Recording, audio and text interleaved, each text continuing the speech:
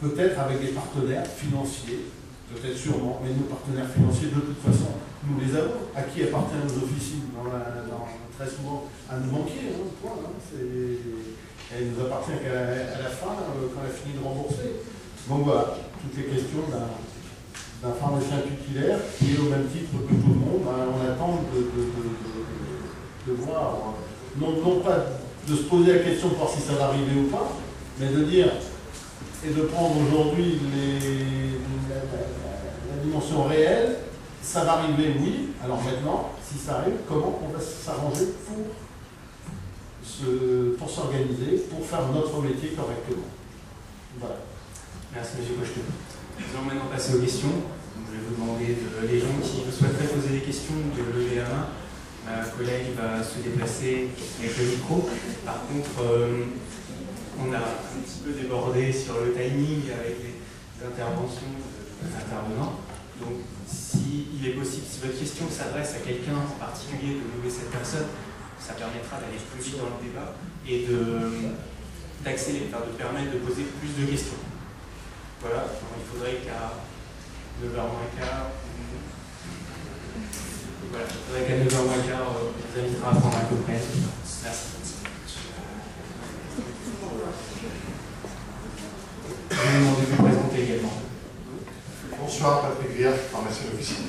Simplement, poser à M. de l'Étoile une question, parce qu'à un moment, il m'a quand même troublé un petit peu. Quand on est non propriétaire, on assure un meilleur service. Je me tourne vers mes petits camarades de Maubeuge. On a une pharmacie mutualiste à l'époque avec 45 ou 50 pharmaciens, non titulaires, hein, bien sûr. Est-ce que vous croyez qu'ils faisaient un meilleur service? Puisqu'en fait, il y a eu une inversion de tendance, puisqu'en 25 ans, si mes souvenirs sont bons, la part de marché, je ne passe plus là, mais la part de marché pour la sociale est passée de 66% quand on a commencé en 81, c'est à peu près. Hein. Je crois qu'ils doivent être à 21, encore peut-être un peu moins de 20. Donc déjà, c'est une question qui travaille un petit peu votre truc. J'ai pas compris la question. La question, est-ce que vous pensez que le fait d'être non propriétaire nous rend meilleurs pharmaciens?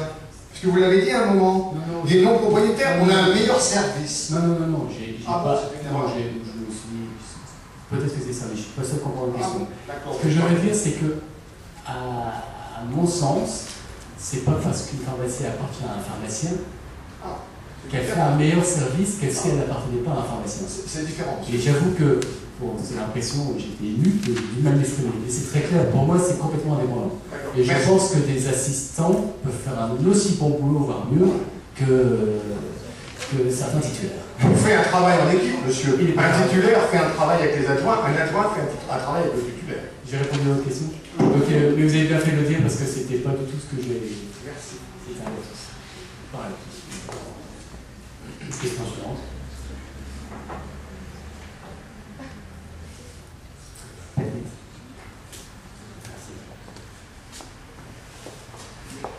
Merci.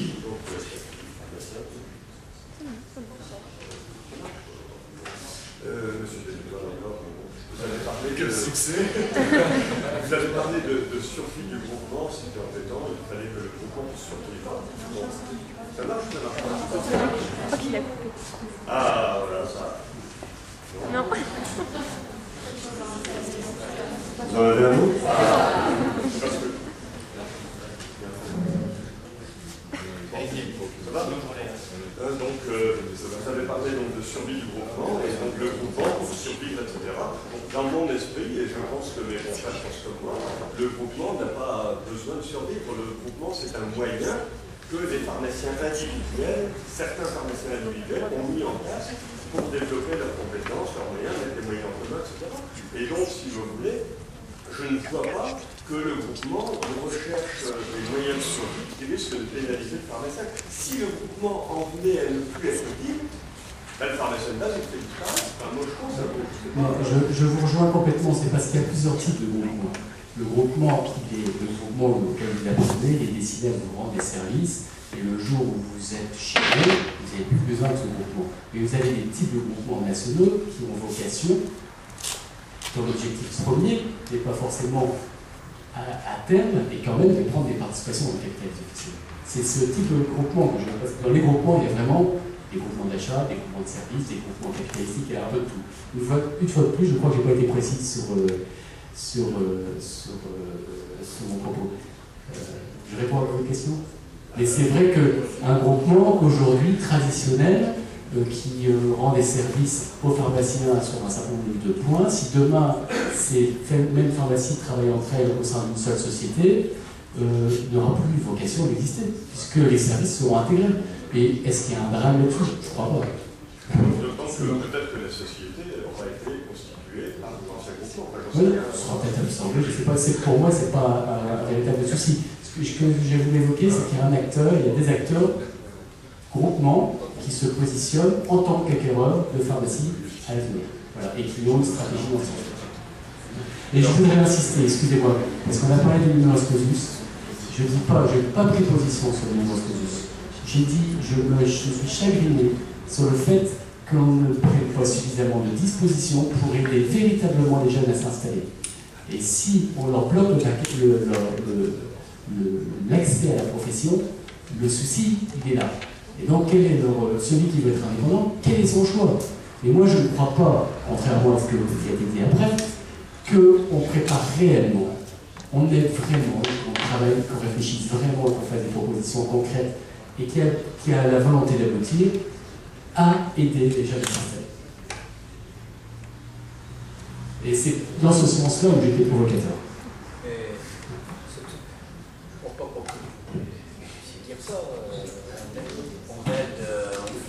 Vous, peut-être. Vous.